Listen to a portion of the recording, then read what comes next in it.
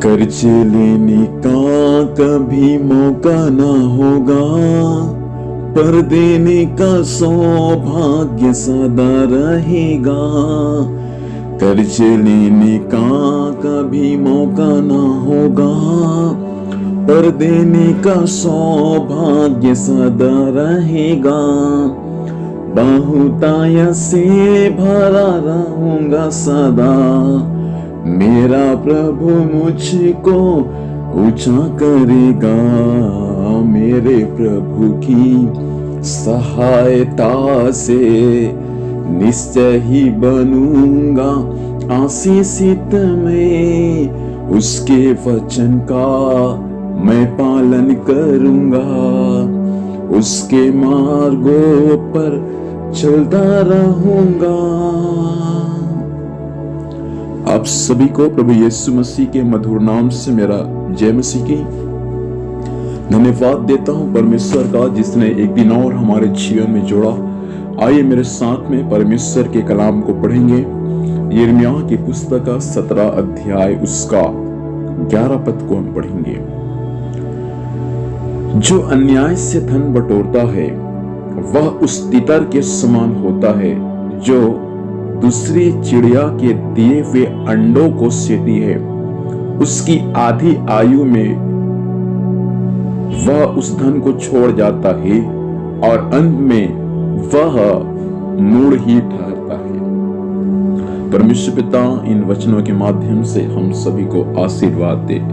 जब आप नए नियम की पुस्तकों को पढ़ेंगे, विशेष करके मत्ती, मरकुस, लूका और यूहन्ना, तो वहां पर परमेश्वर अपने राज्य की बातों को समझाने के लिए कुछ चीजों का दृष्टांत हमको दिया है।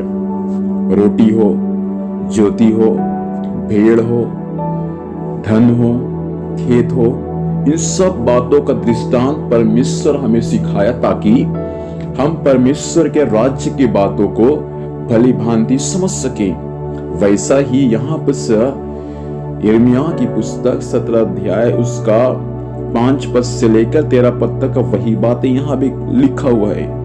हमने 11 पद को पढ़ा। यहाँ लिखा है, अन्याय से धन जो बटोरता है वह उस तीतर पक्षी के समान है। देखिएगा, तीतर पक्षी जो रास्ते में आपको मिल जाएंगे, तीतर पक्षी के समान होता है जो दूसरे चिड़िया के अंडा को सेती है। और ऐसा होता है कि वह आधी आयु में ही उस धन को छोड़कर चला जाता है और अंत में वह मूर्ख ठहरता है। मतलब तीतर पक्षी के बारे में यहाँ बाइबल ये सिखाता है कि वो दूसरे के अंडे को सेती उसका नहीं है, वे दूसरे का है। और ऐसा होगा कि वे आधी आयु में उसको छोड़कर वे चले जाएगी। वैसा ही है उस मूर्ख व्यक्ति का जो अन्याय से धन बटोरता है। इस पृथ्वी पर कितने लोग हैं आज जो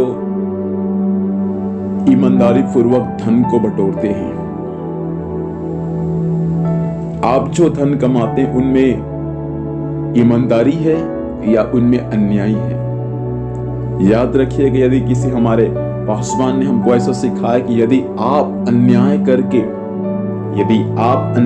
करके एक कुर्सी ला लेंगे घर में, तो उसमें प्रभु नहीं बैठेगा, उसमें शैतान बैठेगा, क्योंकि आपने गलत तरीके से रुपए कमाकर उस कुर्सी को अपने घर पर लाया है।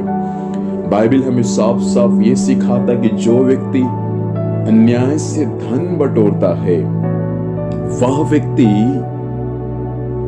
मूर्ख है और वह उसको अपनी आधी आयु में छोड़कर चला जाता है। कितना दुख की बात है, कितना दर्दनाक बात है। जब आप सबोपदेशक की पुस्तक को पढ़ेंगे तो वहां ये बातें लिखा है कि प्रभु एक मनुष्य को धन और संपत्ति यहां तक देता है, लेकिन दुख की बात है कि परमेश्वर उसमें से उसको खाने के लिए भी नहीं देता। आज बहुत सारे लोग मुझे सुन पा रहे हैं जिनका जीवन ऐसा होगा जो अन्याय से धन बटोरता है। भाई, प्रभु आपसे कहना चाहता है कि अपने कमाई पर संतुष्ट रहो। ये बहन, परमेश्वर तुझसे कहना चाहता है कि अपने कमाई पर संतुष्ट रहो। अन्याय से धन ना बटोर, ऐसा न हो कि वो तेरे लिए आशीष नहीं परंतु श्राप का कारण बने। इसलिए प्रार्थना करें कि प्रभु आपके वचन के अनुसार सही रीति से धन कमाने के लिए आप मेरी सहायता करें। प्रार्थना करेंगे। प्रभु धन्यवाद देते हैं सुंदर समय के लिए जो आपने दिया। इस वचन के अनुसार सबको आशीष दे और ये वचन परमेश्वर पिता सभी के जीवन में दिखाई से काम करने में सहायता करें। और दिन भर संभाल प्रभु, आपकी दया दृष्टि सब पर होने में सहायता करना, यीशु के नाम से मांगते हैं, आमीन। प्रभु हमें आशीष दे। आप सभी को जय मसीह की। God bless you.